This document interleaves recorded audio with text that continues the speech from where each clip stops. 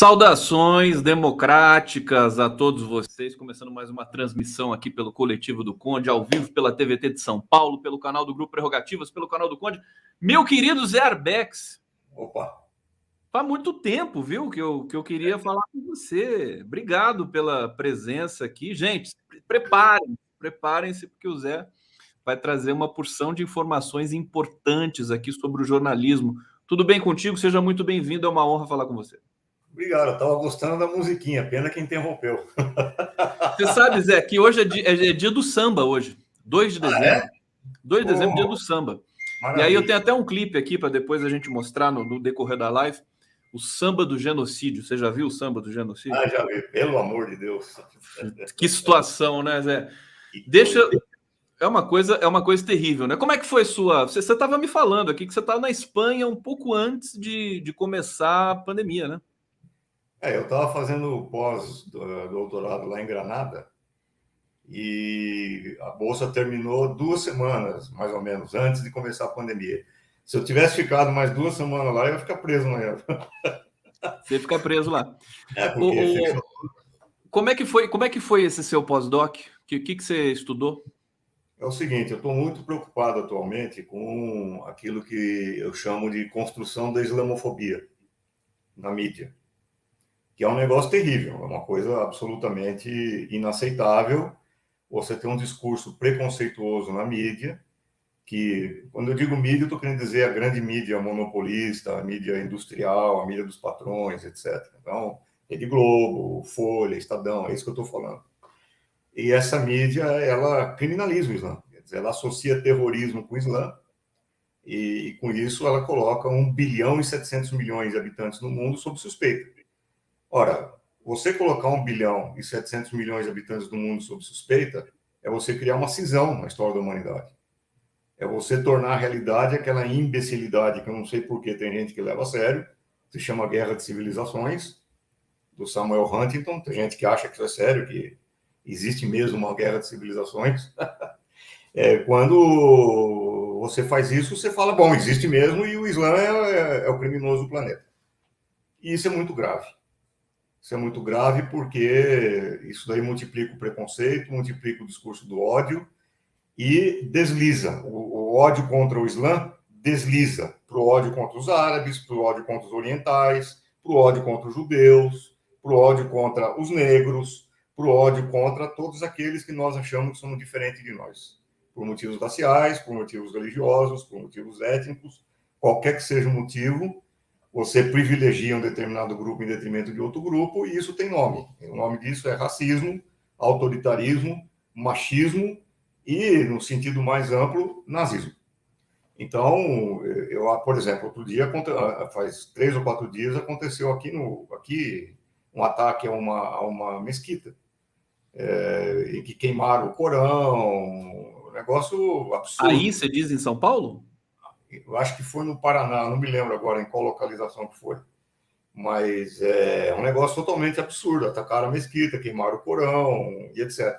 Daí para você... Isso aí se inscreve no mesmo tipo de crime, que é o ataque às culturas negras, ao culto do candomblé, ao culto ataque às sinagogas. Isso se inscreve no mesmo tipo de crime.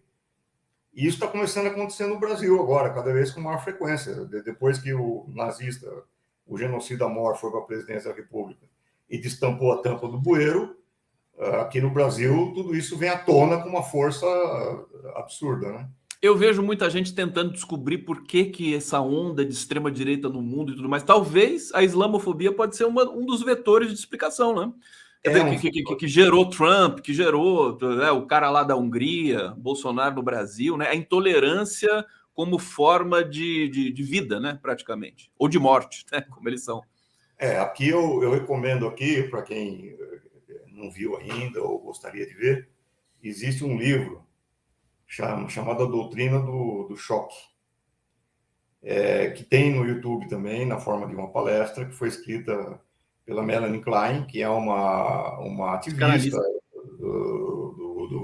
Ela é uma feminista importante, conhecida no mundo inteiro, e nesse livro, nessa doutrina, ela mostra como a política contemporânea, a política dos estados contemporâneos, é baseada no choque. Você causa o choque na população, você causa o pânico na população, e com pânico e chocada, perplexa, a população aceita qualquer pacote que você enfia na cabeça dela. Você mantém tudo sob controle. Você mantém tudo sob controle por meio do pânico.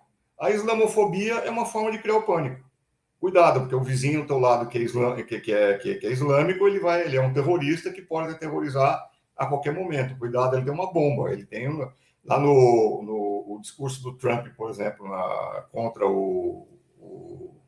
a China, em que ele classificava o vírus da Covid como vírus chinês, multiplicou por mais de 8 vezes o crime contra a população asiática nos Estados Unidos. Quer dizer, nos últimos 2 anos. Você está tendo asiático sendo assassinado nos Estados Unidos direto. O cara vai, você é chinês, assassino, vai lá e mata o sujeito. Então, a islamofobia, que, além do mais, está a serviço de uma política, que é a política do petróleo, o controle do petróleo no Oriente Médio, e etc. e tal, ela serve certamente como um vetor desse ódio genocida que está se espalhando pelo mundo. Zé Arbex Júnior, deixa eu trazer alguns comentários aqui. A Joyce Sanchonteni está dizendo foi no Paraná o ataque, né, que o Arbex mencionou aqui.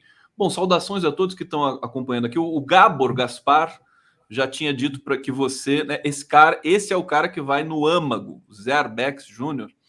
E eu vou apresentar rapidamente, para quem não conhece, eu coloquei a legenda aqui, mas eu faço questão de dizer também todas as honras e vênias aqui para o nosso querido Zé Arbex, jornalista, escritor, graduado em jornalismo pela Universidade de São Paulo, doutor em História Social, foi orientando do Nicolau Shevchenko com telejornovelismo, mídia e história no contexto da Guerra do Golfo. É professor de jornalismo da Pontifícia Universidade Católica de São Paulo, foi chefe do departamento de jornalismo da mesma universidade, docente na Escola Nacional Florestan Fernandes, foi professor da Faculdade de Comunicação Social Casper Libero. Lê o seu currículo aqui, eu ia passar até amanhã de noite para terminar de ler, então vou parar por aqui. Zé Arbex, fala um pouco desse trabalho junto com o Shevchenko, e esse doutorado. Você publicou isso, está em livro, né? Está publicado. Aliás, você tem muitos livros publicados, né? Tá em livro, o jornalismo, a notícia como espetáculo. O que aconteceu foi o seguinte: eu era editor do exterior da Folha de São Paulo em 91, quando houve a primeira Guerra do Golfo, quando os Estados Unidos atacaram Bagdá, liderando uma coalizão de 35 países, e eles atacaram Bagdá durante 40 dias e 40 noites consecutivas, e na época a mídia divulgou a notícia de que não teve mortes. Que os Estados Unidos teriam inventado as armas com precisão cirúrgica, capazes de atingir exatamente o alvo sem matar ninguém. Olha, eu era editor de exterior da Folha. Eu tentava furar essa narrativa, mas eu via que essa narrativa se tornou predominante. O mundo inteiro achava que os Estados Unidos tinham criado as tais armas cirúrgicas. E aí eu fiz o momento que você sai da Folha, né? Aí eu fiz a pergunta, falei, como é possível você atacar uma capital como Bagdá, de 4.800.000 habitantes, durante 40 dias e 40 noites consecutivas, e não matar ninguém? Como que é possível? Sendo que, se você pegar a tonelagem de explosivos que foi jogada sobre Bagdá, só na primeira semana foi jogada sobre Bagdá um equivalente em tonelagem de explosivos a uma Hiroshima por dia. Uma Hiroshima por dia em tonelagem de explosivos, sem matar ninguém. Aí eu fiz 2 perguntas. Eu falei, primeiro, como é possível você transmitir ao vivo, como fez a CNN, e em cores uma guerra, e falsificar essa transmissão? Como é possível isso? A segunda pergunta é, como é possível o mundo acreditar numa barbaridade dessas? E foi por isso que eu larguei a imprensa e voltei para a universidade, fazer minhas pesquisas, tal, para ver o que é que explicava essa demência toda, né? E daí surgiu a minha tese de doutorado com o Nicolau Shevchenko, e aí eu escrevi, eu fiz a pesquisa e escrevi, e eu mostrei que era possível, sim, o mundo acreditar que ninguém morreu na Guerra do Golfo, porque quem morreu foram os árabes, quem morreu foram os islâmicos. E como o árabe islâmico é tudo terrorista, não é ser humano, não atingiu ainda o nível da civilização, são bárbaros, são qualquer coisa, e aí fica fácil acreditar, né? Porque quem morreu não é ser humano, é só um árabe, é só um terrorista, não é ser humano. Isso não é diferente do que a Igreja Católica fez com os negros e com as populações originárias nas Américas. Lá atrás, né? É o princípio do colonialismo. Você nega a humanidade aos povos colonizados. Mas atenção, também não é muito diferente do que está acontecendo hoje em São Paulo, no Rio de Janeiro, nas periferias das grandes cidades, quando a juventude negra está sendo chacinada, está sendo submetida a um genocídio. 60 mil jovens são assassinados no Brasil por ano, dos quais 75, 80% são negros, segundo dados da própria ONU, não é dado nenhuma organização de esquerda, não é dados da ONU, oficiais da ONU. Os negros estão sendo chacinados no Brasil numa proporção imensa e não acontece nada. Por quê? Porque são negros. Quer dizer, você matar 10 negros, uma criança negra na periferia, não acontece nada. Mate uma criança branca aqui nos Jardins de São Paulo. Vai ver o que acontece. Então, esse é o princípio. É por isso que eu falei que a islamofobia é tão perigosa assim. Esse é o princípio geral. Você nega a humanidade ao outro. No momento que você nega a humanidade ao outro, você pode fazer com o outro o que você quiser. E não vai acontecer nada. Por quê? Porque o outro não é humano. Aí, você tem uma ideia, só uma historinha que eu acho legal contar, pouca gente conhece. Em 96 veio aqui para o Brasil o cara que era o âncora da CNN, o Peter Arnett. Ele veio aqui lançar o livro dele ao vivo do campo de batalha. O Peter Arnett, ele se notabilizou, ele se projetou no mundo por causa da Primeira Guerra do Golfo, que foi quando a CNN se sedimentou, se consolidou como uma rede mundial de televisão, transmitido online, direto para o mundo inteiro, ao vivo, conflitos no mundo inteiro, tal. A grande rede mundial, a CNN. Foi na Guerra do Golfo que ela se consolidou. E o Peter Arnett era o grande âncora da Guerra do Golfo, né? Ele veio para o Brasil lançar o livro dele e foi no programa Roda Viva, que na época o âncora era o Heródoto Barbeiro. E eu fui um dos convidados para participar do Roda Viva para entrevistar o cidadão ali, o Peter Arnett. Durante o programa, eu cumprimentei o Peter Arnett, falei parabéns pelo teu livro e tal. Eu suponho que ele vai ser lido por estudantes de jornalismo nas universidades e tal. Ele falou, o objetivo é esse. Eu falei, e você discute ética jornalística no teu livro? Claro, a ética é muito importante. Eu falei, mas você foi âncora de uma mentira mundial. Você discute isso no teu livro? Porque a CNN diz que ninguém morreu na Guerra do Golfo. Nós sabemos hoje que pelo menos 150 mil mulheres e crianças morreram na Guerra do Golfo. Você discute isso no teu livro? Aí ele ficou um pouquinho incomodado com essa pergunta e respondeu, não, mas, claro, nós lamentamos que houve censura, houve manipulação, mas é natural que um governo em guerra controle a informação que vai para o público e tal. Eu virei para o Heródoto e falei, Heródoto, eu quero protestar, porque me convidaram para entrevistar um jornalista que eu estou vendo na minha frente é um diplomata, um embaixador a serviço dos Estados Unidos.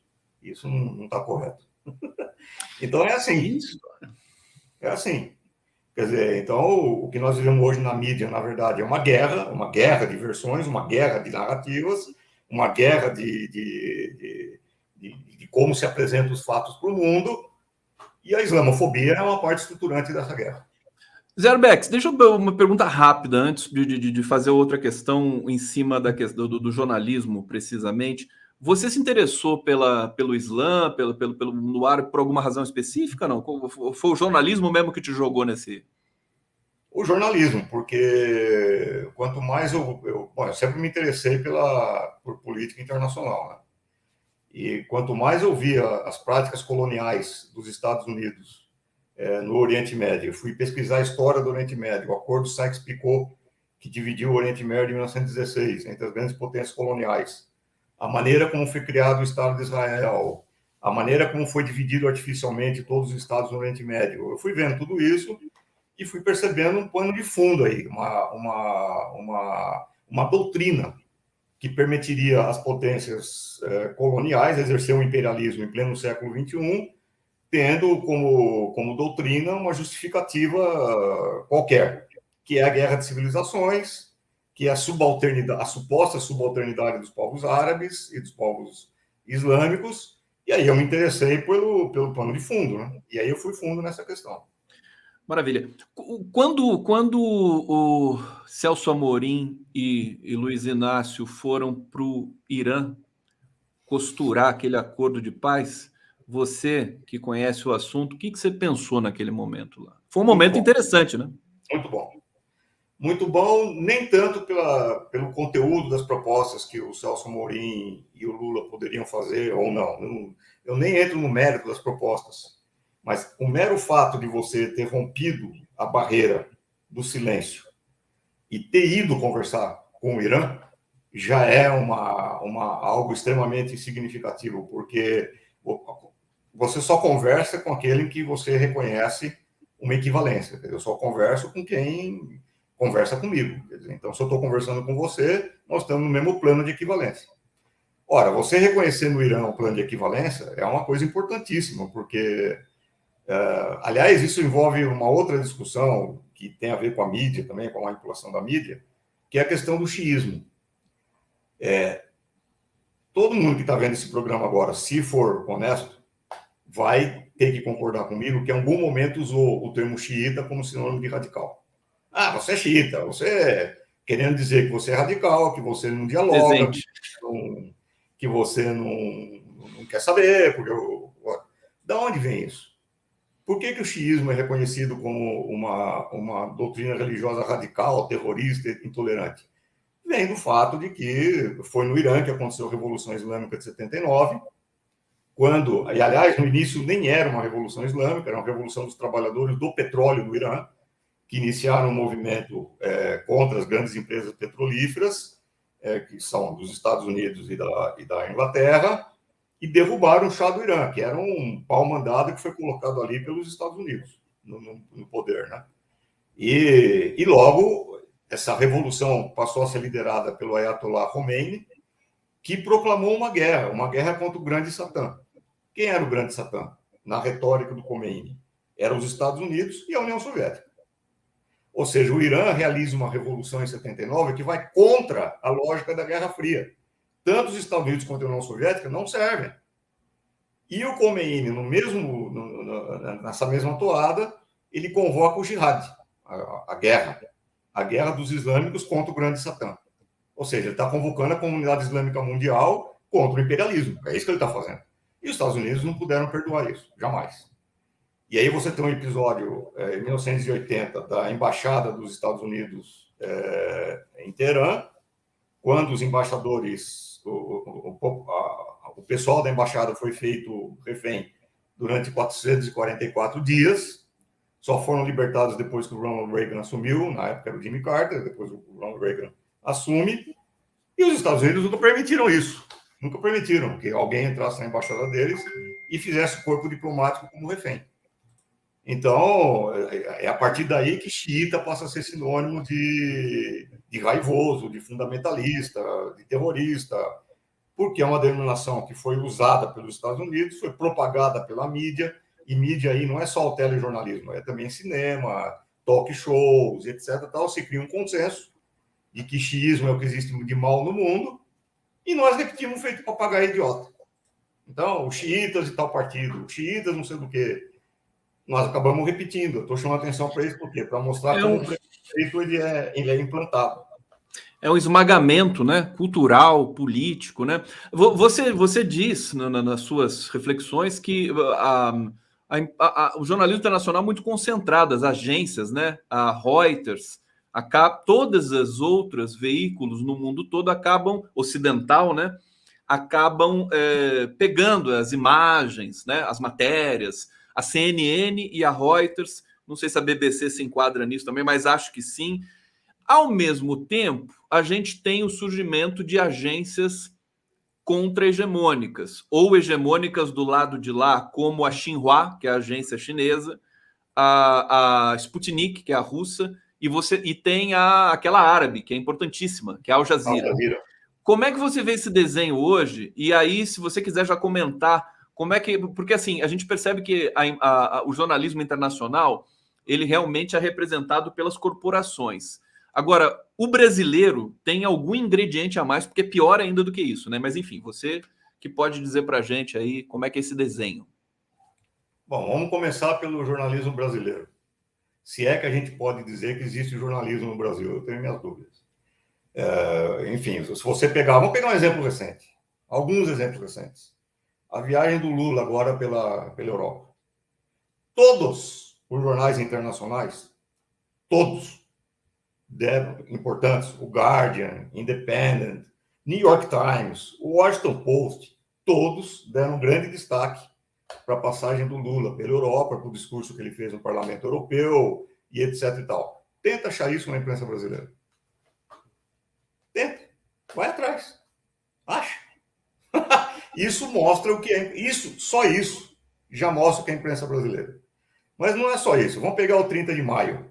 Eu estava na Paulista no 30 de maio, quando houve a grande manifestação, a primeira grande manifestação no quase pós-pandemia, vamos dizer assim, contra o Bozo, que tinha lá 12 quarteirões da Paulista repletos de gente e tal, não sei o quê. E eu estava lá, não foi uma coisa que me contaram, eu vi.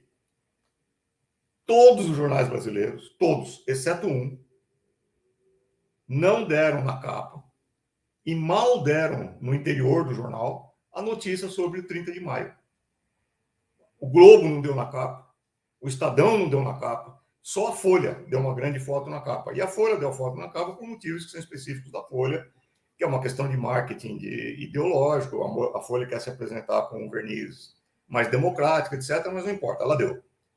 Os outros jornais não deram. Quer dizer, se chegasse um cara de Marte naquele dia e lesse toda a imprensa brasileira, menos a Folha, ele não saberia que houve dezenas de milhares, ou não sei quantos, 150 mil, não sei quantas pessoas na Paulista naquele dia. Então, isso daí vai mostrar, assim como, repito, a chacina permanente de negros, da juventude negra nas periferias das grandes metrópoles. A chacina dos negros eles dão de vez em quando, né? E de uma forma bastante sacana, porque quando você fala em periferia, por exemplo, você associa com narcotráfico, você associa com miséria, você associa com evangélico, você associa com um monte de coisa, mas existe uma vida na periferia que é riquíssima. Existem saraus culturais na periferia em que centenas de jovens se reúnem para declamar poesia, existe dança, existe balé, existe produção de arte, existe um mundo imenso nas periferias das grandes cidades que não aparece na mídia. E não é só isso. Se ampliar um pouco mais o conceito, se você considerar que o Brasil é um país africano, já que mais de 60% da população do Brasil é negra, eu pergunto, quantas notícias nós sabemos do que acontece na África, além de terror, fome e miséria e guerra civil? A gente não sabe nada da África, nada, absolutamente nada. Isso aqui é um país africano. Quer dizer, esses exemplos mostram o que é o jornalismo no Brasil, ou o que não é o jornalismo no Brasil. Agora, isso daí faz parte de um complexo, porque se você pegar esse raciocínio e aplicar para o mundo, não é diferente. Quer dizer, nós achamos que somos bem informados, mas, na verdade, 70%, 80% das imagens que circulam pelas redes mundiais de televisão são originárias de uma única rede, que é a CNN. A imensa parte das notícias que circulam nos jornais do mundo inteiro são originárias de uma única agência, a agência Reuters. Então, nós temos sensação de que nós estamos sendo informados. Então, nada. Então, de jeito nenhum. Existe mentira, mistificação, como é o caso da Primeira Guerra do Golfo, o caso da Segunda Guerra do Golfo, que a mídia tentou convencer o mundo de que o Saddam Hussein teria armas de destruição em massa, e nunca se encontrou arma de destruição em massa nenhuma, uma mentira, para justificar o bombardeio do Iraque em 2003, mentira, uma total mentira. Esse cara, o Colin Powell, que morreu e recebeu elogios na mídia como se fosse um grande herói, é um bandido, um mafioso, mentiroso, um safado, que devia ter sido criticado assim, como um mentiroso a menos no mundo, a máfia que ocupa a Casa Branca, porque é disso que se trata. O Barack Obama, que é pintado como um grande democrata, um cara simpático, um cara legal. Olha, Quanta gente sabe que o Barack Obama foi responsável pela deportação de 3 milhões de hispânicos dos Estados Unidos? O Barack Obama deportou 3 milhões de hispânicos dos Estados Unidos. Só que ele usa esse discurso identitário que está na moda agora, que é falar bem dos gays, falar bem de mulheres, da igualdade de gênero, do casamento de pessoas de mesma orientação. Claro, eu não sou contra nada disso, sou totalmente a favor, e acho que faz muito bem falar disso, tem que defender isso, eu defendo, etc. e tal. Agora, você pode defender tudo isso e ser um grandíssimo imperialista, e ser um grandíssimo colonizador. Quer dizer, o Obama, ele é vendido como um cara democrático por causa desse discurso dele pró-direitos, mas a mídia, a mídia democrática, vamos dizer assim, ela usa esse discurso para elogiar o Obama, mas oculta aquilo que está por trás do governo dele de fato. As mídias alternativas que você cita, a Xinhua, etc., todas elas obedecem à lógica de Estado. Não vamos aqui ter ilusões de que existe alguma mídia que a China não obedece à lógica do Estado chinês, a Xinhua, claro que obedece. A Sputnik, claro que obedece orientações. Todas elas obedecem. Assim como a Al Jazeera. Todas elas obedecem orientações, ainda que sejam orientações diferentes daquelas do monopólio do capital. Eu acho que, nesse sentido, são positivos, que pelo menos são versões alternativas que você pode consultar e fazer a comparação entre aquilo que diz a Xinhua e aquilo que diz a CNN, ou aquilo que diz a Reuters. É legal isso daí, é importante isso, você ter diferentes versões. Agora, no sentido da produção de consenso mundial, não se compara o poder de uma Xinhua com o poder de uma CNN ou com o poder de uma Reuters. Quer dizer, mesmo com a China sendo essa coisa gigante, né, com 1,5 bilhão de habitantes, enfim, respondendo por uma parcela muito grande da economia mundial, enfim, da própria circulação de dinheiro, né, no mundo, de valores. Mas aí você entra na questão do soft power, né? O poder que é gerado durante décadas de dominação cultural.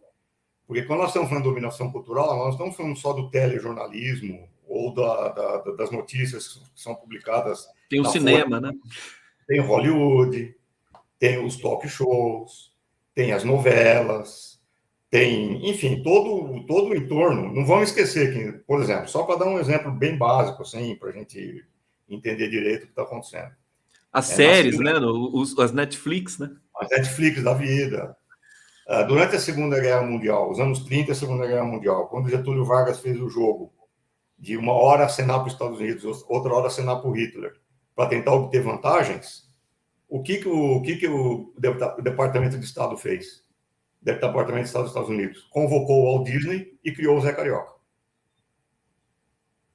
Isso não é uma brincadeira. A Carmen Miranda não é uma brincadeira. Isso é uma exportação de valores culturais que vão penetrando na cabeça das pessoas, nas famílias, na cabeça das crianças, nas escolas, e vão criando uma visão de mundo. Zé, só você recapitula para mim qual momento em que se cria o Zé Carioca? Final dos anos 30, começo dos anos 40, Guerra Fria. Guerra Fria, mas o Getúlio Vargas tinha... O que ele tinha feito? O Getúlio Vargas, uma hora acenava para os Estados Unidos. Ah, entendi. Estava ambíguo, né? Outra hora acenava para o Hitler. Por exemplo, ele queria criar a Companhia Siderúrgica Nacional. Os Estados Unidos não queriam dar os fundos para criar a Companhia Siderúrgica Nacional. O que ele fazia? Eu vou pedir para os alemães. Aí eles falaram, não, pelo amor de Deus, nós damos fundo para a Companhia Siderúrgica Nacional. Então vamos discutir aqui. Então, o jogo que ele fez. Os Estados Unidos, em contrapartida, criaram, com o Walt Disney, o Zé Carioca, que é uma movimento de aproximação com a cultura dos Estados Unidos. Como é que chama lá a moça que eu falei agora aí? Carmen Miranda? A Carmen Miranda. Mandaram o Orson Welles para cá. Isso tudo está muito bem explicado num livro chamado O Imperialismo Sedutor. O autor é o professor Pedro Tota, que é um grande cara, um amigo meu, também é professor da PUC. O Imperialismo Sedutor, Pedro Tota. Ele vai mostrando como a indústria cultural dos Estados Unidos, como é que ela vai penetrando nos países e criando hábitos. Tem um outro livro também, que é Quem Paga o Almoço. Eu acho que é esse o título. Que é uma moça que fez uma pesquisa sobre grandes intelectuais que foram financiados pela CIA, no mundo inteiro. Ana Arendt, por exemplo, tem esses intelectuais. Fernando Henrique Cardoso tem esses intelectuais. Quer dizer, e são financiados pela CIA, talvez não diretamente, não a CIA botando um cheque no bolso, mas Sim. financiando institutos de pesquisa, financiando editoras que vão editar o livro desses caras. É isso aí que eu estou chamando de soft power. Então, não dá para comparar ainda o soft power de uma China com o soft power dos Estados Unidos. Não dá. Você acha que os Estados Unidos estão em declínio? Sim, sobre muitos aspectos. Se você pensar que um demente como Donald Trump foi eleito presidente dos Estados Unidos, isso é um... Não, o Donald Trump ele prejudicou a imagem dos Estados Unidos no mundo, né? Ou não? Eu acho que ele revelou a imagem dos Estados Unidos no mundo. Revelou. Ele revelou, assim como o Bozo está revelando uma imagem do Brasil. O Brasil, gente, o Brasil do Bozo sempre existiu. Não é novidade. Sempre existiram fascistas no Brasil, sempre existiram racistas no Brasil.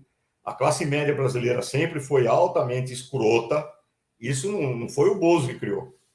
O que acontecia é que isso daí ficava debaixo do bueiro. O Bozo destampou a tampa do bueiro e revelou um Brasil que ninguém quer ver, ninguém gosta de ver esse Brasil. Mas ele existe há 500 anos, simplesmente porque esse país nunca aboliu a escravidão. Nunca foi abolida a escravidão no Brasil. Isso é uma outra discussão, nós podemos fazer algum dia, mas nunca foi. O Trump é a mesma coisa. A guerra civil nos Estados Unidos nunca acabou. Aquela guerra civil começou em 1861 entre o norte e o sul, que tinha como centro a questão da libertação dos escravos. Essa guerra nunca acabou. Tanto que o próprio presidente dos Estados Unidos durante a guerra foi assassinado, que é o Abraham Lincoln. Aí muita gente achava que com Barack Obama teria acabado a guerra civil, porque agora um negro foi eleito presidente. Eu falei, não, de jeito nenhum. Agora a guerra vai para um outro patamar, porque os racistas nunca vão admitir um negro na Casa Branca. E, de fato, foi para um outro patamar. Então, o que eu acho que está acontecendo é que nós estamos indo para uma polaridade de extremos que está revelando ao mundo faces da cultura mundial, faces daquilo que nós chamamos de civilização, que ninguém nunca quis enxergar. Ora, se você pensar hoje que existe 1 bilhão de famintos no mundo, ou seja, de cada 8 bilhões de pessoas, 1 bilhão passa fome. Isso é absolutamente inaceitável. Porque a questão é a seguinte, não é que as pessoas estão passando fome porque não tem comida. Comida tem. A humanidade produz comida suficiente para alimentar todo mundo e muito bem. O que não tem é dinheiro. Por quê? Porque o capital ele não produz comida. O capital produz mercadoria na forma de comida. Qual é a diferença entre mercadoria e comida? Mercadoria você compra. Comida você come. Ou seja, se você não tem dinheiro no capital, você não come. Porque você não consegue comprar mercadoria, comida. Ora, você condenar um ser humano por fome porque não tem dinheiro, isso é o que eu chamo de barbárie. E são 1 bilhão de pessoas hoje nessa situação. Se você pegar a multiplicação dos campos de refugiados no mundo, são mais de 100 milhões vivendo em campos de refugiados no mundo. Quer dizer, enfim, todos os sintomas de uma decadência mundial, elas estão colocadas aí, esses sintomas, para todo mundo. Qual é a contrapartida disso? É meia dúzia de bilionários que brincam de mandar foguete para o espaço como um novo hobby. Quer dizer, é o outro lado da moeda. Então, na verdade, o que acontece? Você tem uma lógica de concentração econômica e de concentração de riqueza, é uma lógica de funcionamento que aprofunda a um nível jamais visto a distância entre ricos e pobres e cria uma situação de exclusão que torna a humanidade completamente supérflua. Você tem bilhões de seres humanos hoje que são supérfluos. O que é absolutamente imoral, inaceitável, mas a gente vê organismos internacionais como o ONU, enfim, e outras entidades que estão ali fazendo um jogo político que não há essa, digamos, digamos, essa dicção necessária para a gente entender o que está acontecendo. Arbex, você, nesse quadro internacional que você acabou de desenhar, primeiro, você falou que esse Brasil do Bolsonaro sempre existiu, só estava encoberto. Mas para você, a eclosão disso não te surpreendeu? Quer dizer, você imaginava que o Brasil iria mergulhar num lodaçal tão gigantesco assim, que você, enfim, trabalhou durante muito tempo na imprensa nos jornais, assistiu muita coisa acontecendo no mundo todo. Isso que aconteceu no Brasil, golpe contra Dilma, e na sequência, prisão do Lula e eleição de Bolsonaro. Isso, como é que você processou esse momento, Brasil? Bom, eu acho que eu processei como todo mundo, né? Fiquei totalmente com perplexidade, né? Mas esse livro que eu falei, que eu comentei agora há pouco, da Naomi Klein, que foi a teoria do choque, a doutrina do choque, ele foi escrito em 2007, em que ela mostra como o capital ele tem que produzir choque e pânico numa população para implantar suas políticas neoliberais. Porque existe uma versão atualmente em curso aí, propagada pela mídia, de que o liberalismo é algo natural.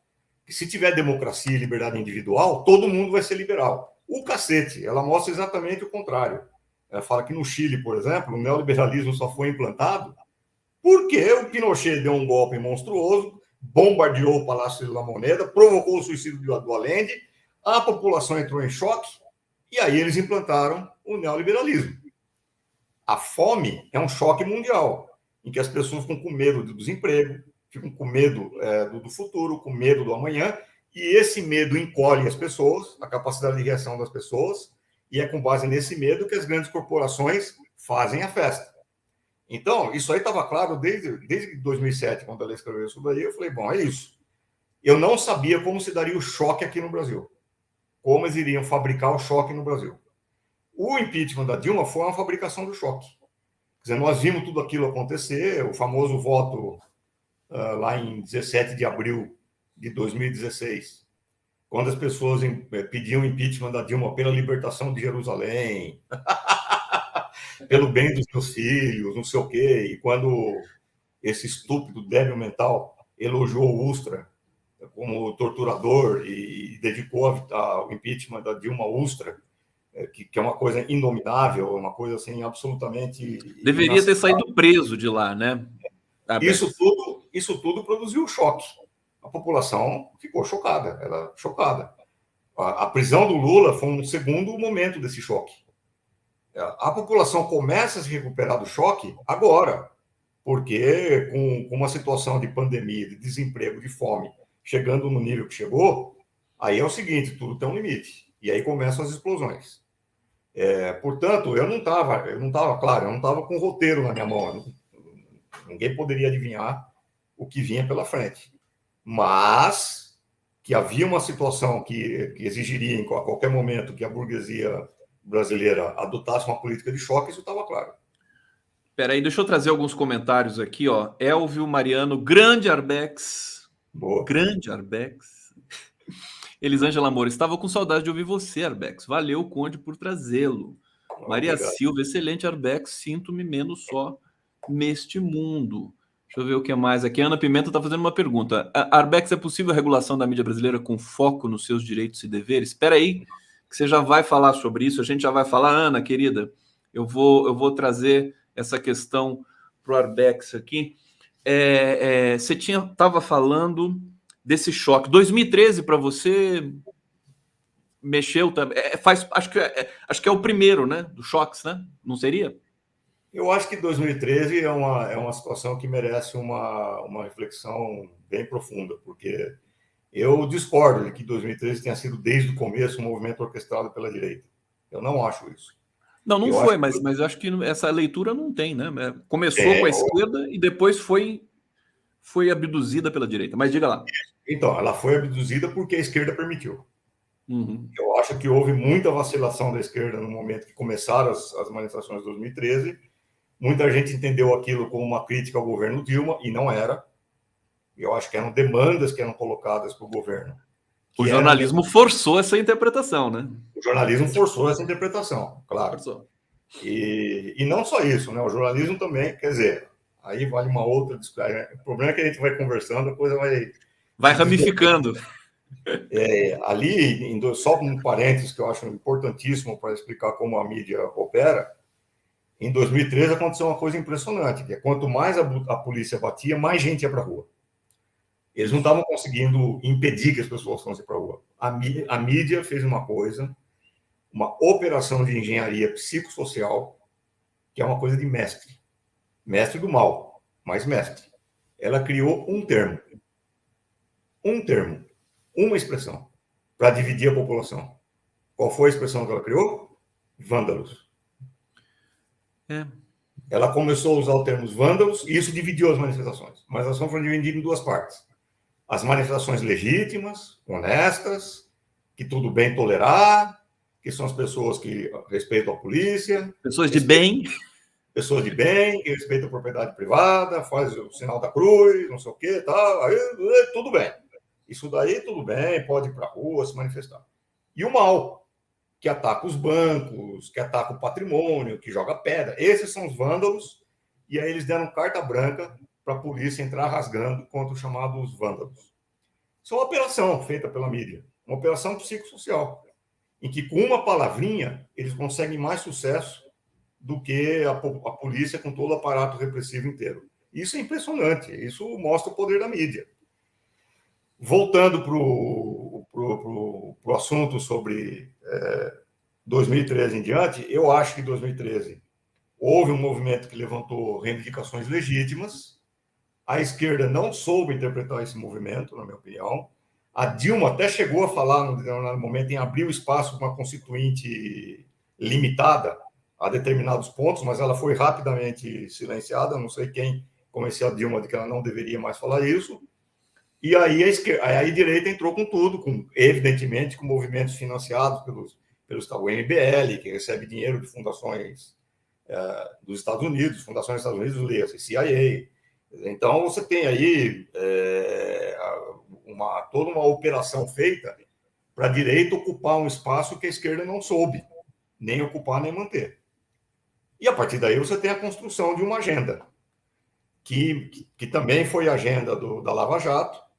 Hoje todo mundo sabe dos vínculos do Moro com a CIA, com o FBI e etc. e tal, mas que também, diga-se de passagem, convênios que foram abertos com o FBI no antigo governo do PT, quando o ministro da Justiça era o Eduardo, como é que é o nome dele? Cardoso. Zé Eduardo Cardoso, ele abriu um monte de convênio com o FBI e abriu a possibilidade de intervenção do FBI direto no Brasil, isso tem que ser dito também. Então, aí você tem toda a articulação feita pela burguesia para erradicar um governo que a burguesia não aceitava como sendo um governo dela. Arbex, tão bom te ouvir, rapaz. Puxa vida, você não, o pessoal tá falando que tá com saudade, você não aparece muito, o que eu acho que é até uma qualidade também, porque tem uma super exposição hoje também, né? Exatamente. De comentarismos, né? Comentarismos para lá e para cá. Mas, enfim, deixa eu ser feliz hoje com você aqui. Deixa eu te perguntar.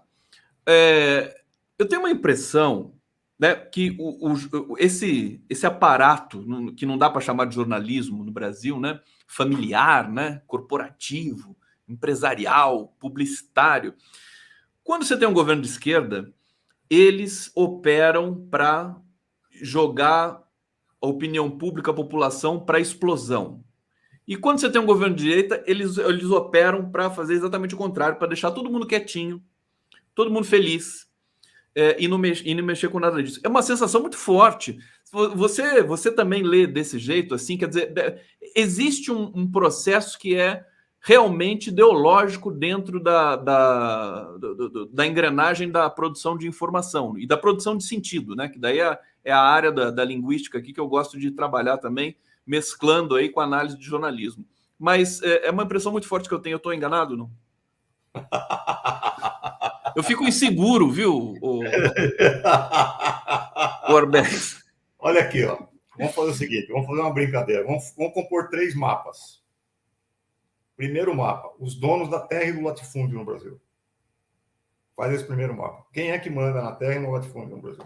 A agroindústria e todas as empresas associadas. Esse é o primeiro mapa. Segundo mapa, quem manda nas bancadas do Congresso Nacional? Os capos, os cacicão do Congresso Nacional. Bancada da bala, bancada do latifúndio, enfim. Terceiro mapa, os donos da mídia. Coloca um mapa em cima do outro, adivinha o que vai acontecer? É o mesmo mapa. É o mesmo mapa. É o mesmo mapa. Os caras que controlam o latifúndio e a terra no Brasil são os caras que controlam as bancadas do Congresso Nacional, são os caras que controlam a mídia. Qual era a pergunta mesmo? Não, mas é curioso, me deixa assim, perturbado, porque é um movimento que ele é espontâneo e ele trabalha com as questões do discurso, né? Quer dizer, quando a Dilma, né, em 2014, quando ela vence, até antes disso, a mídia, a Folha, o Estadão, a Globo, eles sempre trabalham assim para atiçar a indignação do leitor, da população, etc. E agora, é impressionante, o Bolsonaro, quantos crimes ele cometeu, né? Absurdos, hediondos, e você tem um movimento de contenção. É impressionante. Enfim, é um pouco a nossa. Agora, vamos tentar buscar uma solução, Arbex.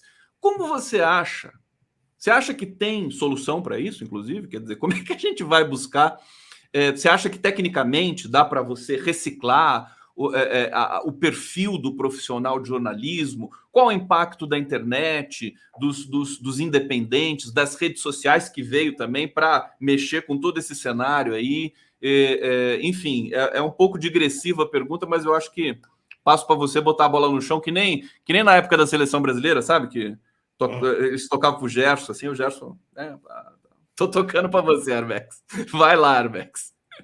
Não, de um ponto de vista estrutural, vamos dizer assim, tem uma solução: abolir a escravidão. Enquanto a escravidão não for abolida no Brasil, ou seja, enquanto o latifúndio não acabar, enquanto você não der a terra para quem trabalha na terra, e isso aí que eu estou falando parece uma loucura, parece coisa anacrônica, mas não é. Se você pensar que 70% da comida que você põe na mesa hoje é produzida pelo pequeno agricultor, pelo camponês, e se você pensar que esse camponês é excluído da economia, olha a enormidade do que nós estamos falando. Quer dizer, as pessoas precisam encontrar uma maneira de ter a sua vida digna, honesta, trabalhar, produzir, educar seus filhos e ter um orgulho de pertencer ao país em que vive. A espécie humana. Ultimamente é ter orgulho de pertencer à espécie humana. Isso daí implica você criar um sistema produtivo que contemple o trabalho e não o capital. Só que você não vai fazer isso mantendo a exclusão da terra. Isso em primeiro lugar. Em segundo lugar, seria preciso criar um sistema democrático de decisões que passe pela soberania do povo. Quer dizer, um sistema real de tomar decisões. Não é um sistema de meia dúzia de capitães do mato que tomam conta do Congresso e define o que é pauta e o que não é pauta, e define o que vai ser votado e o que não vai ser votado. Não é o Lira manobrando com orçamentos secretos para passar o que ele quer. Isso não é democracia. Isso não é democracia representativa, isso não é democracia liberal, isso não é nada. Isso é um sistema extremamente autoritário de controle da sociedade que eu não sei por que tem gente que acha que é democracia. Então, enquanto você tiver estruturas econômicas que excluem e concentram renda, enquanto você tiver estruturas políticas que excluem e impedem a população de assumir o controle, vai continuar exatamente do que está. É claro que a internet e a mídia dita alternativa, etc., tem um papel a cumprir. Nós estamos aqui conversando, etc. e tal. Tudo isso é importante, eu não nego a importância disso, eu acho legal que exista isso, mas eu não tenho ilusões. Aquilo que nós chamamos de agenda 7 em teoria do jornalismo. Vamos pegar assim um caso que funcionou de uma maneira exemplar durante o impeachment da Dilma. Só para o pessoal ter uma ideia do que é essa agenda 7 que eu estou falando. Na sexta-feira, a Veja sai com uma capa na banca de revista. Uma capa qualquer, X lá. Mostrando a Dilma ou Lula com cara de caveira, sei lá o que. Uma capa qualquer lá. Ou o Moro como herói e tal, não sei o quê. Então, a capa da Veja saiu na sexta-feira. A Veja deve vender o quê? Uns 500 mil exemplares. Fala que é 1 milhão, mas é mentira. Dá uns 500 mil no máximo. Mas aí, ela já saiu na banca de revista. Aquela capa já vai ser vista por 1 milhão de pessoas. É um panfleto, né? Um panfleto que vai ser visto por 1 milhão de pessoas. Aí a Rede Globo, ela acha que aquele panfleto é interessante, aquela capa é interessante, ela pega aquela capa e repica no Fantástico. Aí já não são 1 milhão de pessoas. Aí são 30 milhões de pessoas, porque deu no Fantástico. Aí o Estadão e a Folha e o Globo, opa, deu no Fantástico e tal. Na segunda-feira sai com aquele assunto, e aí aquele assunto vai formar opinião, aí você vai ter comentários de senadores, juízes, deputados, a camarilha toda comentando aquele assunto. Na segunda noite, Jornal Nacional. E aí já não são 30 milhões, aí são 90 milhões. Pronto. Você formou uma agenda nacional de discussão em torno daquilo que foi proposto pela revista Veja na sexta-feira e está feita a pauta da semana. Quem controla isso? Os donos da imprensa, os donos da mídia. São eles que dizem o que vai ser capa, o que não vai ser capa, o que vai ser comentado, o que não vai ser comentado e etc. e tal. Isso se chama agenda setting. Então, por mais que a gente tenha aqui os nossos blogs, por mais que a gente converse aqui entre nós, por mais que isso seja legal, interessante, etc., o nosso poder de gerar uma discussão pública e de gerar uma proposta de debate para a sociedade é um poder extremamente limitado frente ao monopólio exercido pelas empresas de comunicação. Sobre o Não dá para ter ilusões, né? Não, nenhuma ilusão. Absolutamente nenhuma ilusão. E olha, e eu não estou falando aqui de socialismo, de comunismo, de ditadura, não sei o quê. Nos Estados Unidos, por exemplo, você tem uma lei que chama Lei da Propriedade Cruzada dos Meios de Comunicação. O que é que diz essa lei? Você não pode, ao mesmo tempo, ser dono de uma emissora de televisão em São Paulo e ser dono de uma emissora de rádio em São Paulo. Não pode. Você tem que escolher. É um ou outro. Porque ter os dois ao mesmo tempo é monopólio da informação.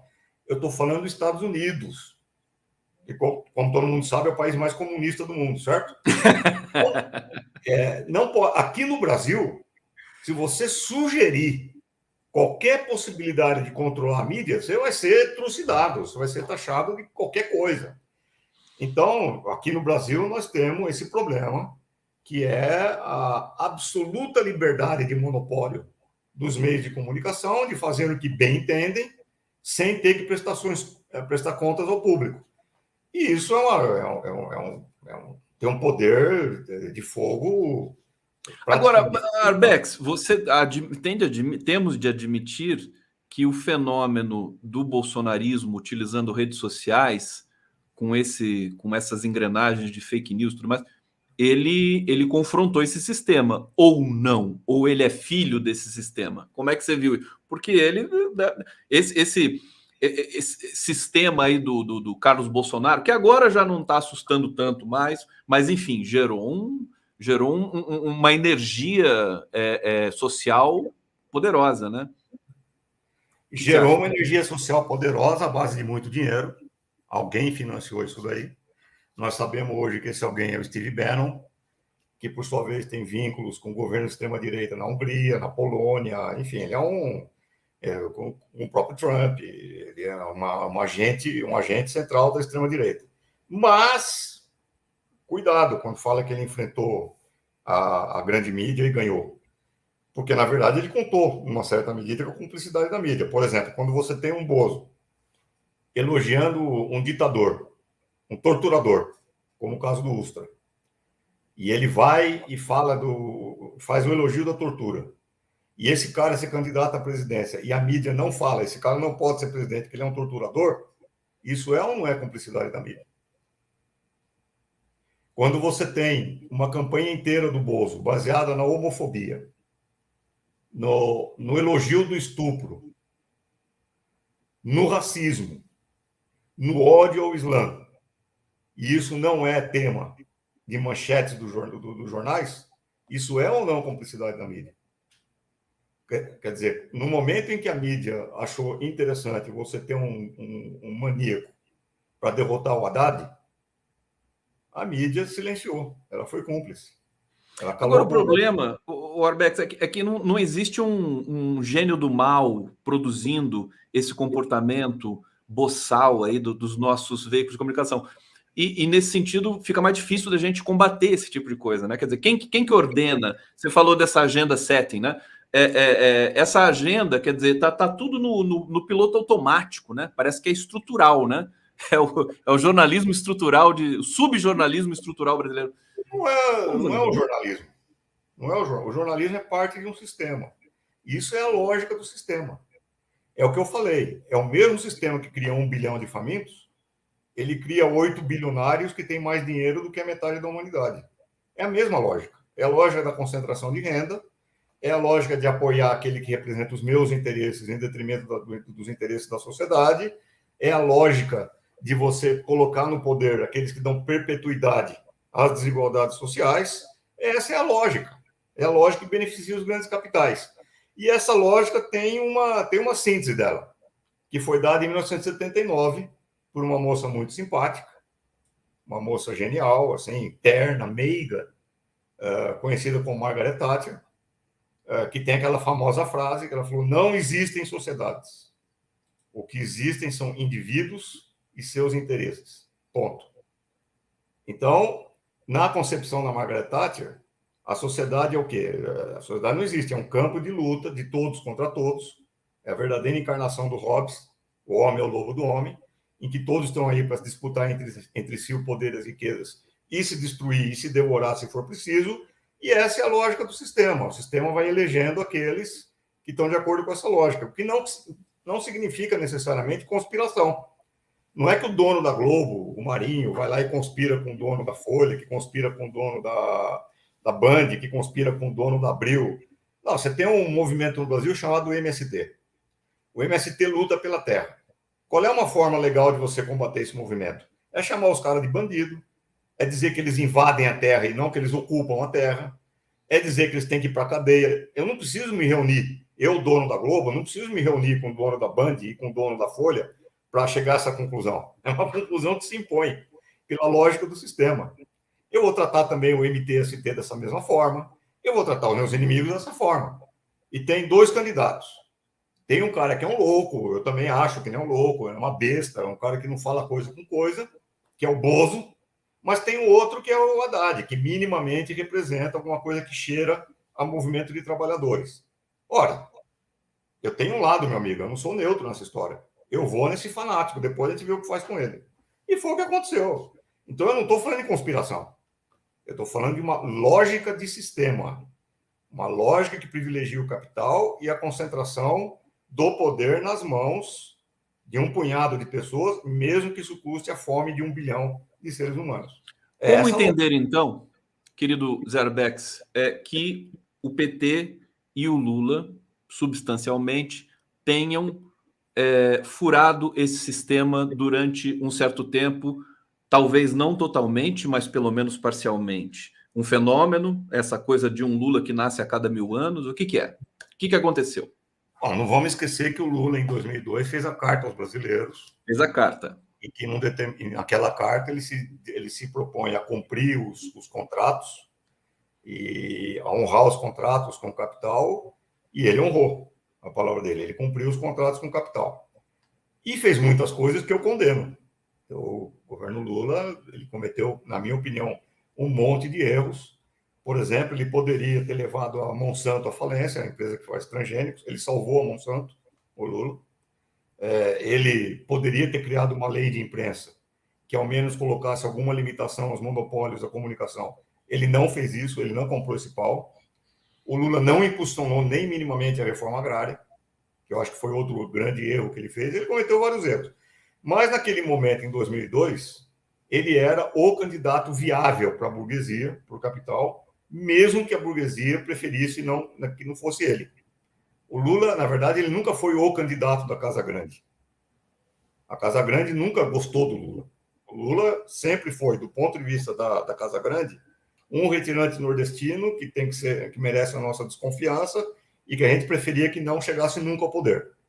Mas circunstâncias históricas são circunstâncias históricas. Ninguém controla as circunstâncias históricas. E ele foi elevado a essa condição até que a burguesia, o capital, se sentiu na condição de ter um outro cara lá e tirou o Lula da jogada. Foi isso que aconteceu. São circunstâncias históricas. Ele cumpriu o mandato, os 2 mandatos dele, né? Quem hoje, teve que sair foi a Dilma, né? Vou falar de circunstância histórica. Hoje, por exemplo, hoje o que está acontecendo é que você tem uma situação que Lula contra o Bozo. Quem é que o capital vai preferir? Para mim não está claro. Porque o Bozo, se continuar a trajetória dele, não é interessante para o capital, na minha opinião. Pelo que ele representa de instabilidade para um país como o Brasil, pelo que ele representa de destruição da Amazônia, já que a questão do clima está virando um assunto de sobrevivência do próprio capital, por uma série pelas barbaridades que ele faz com a China, enfim, pelo desastre total que é o governo Bozo. Hoje, se eu fosse hoje um capitalista equilibrado e inteligente, eu optaria pelo Lula e não pelo Bozo. Atenção, se eu fosse capitalista, não o Arbex, se eu fosse o capitalista, eu acho que o Bozo seria muito mais, o Lula seria muito mais interessante que o Bozo. Mas são circunstâncias históricas. Eles estão tentando fabricar uma terceira via aí, que é esse pateta marreco aí. Eu acho que não. Acho que eu diria que tem pouca chance de emplacar. Agora, com a Globo atrás dele, não sei. Pode ser que sim.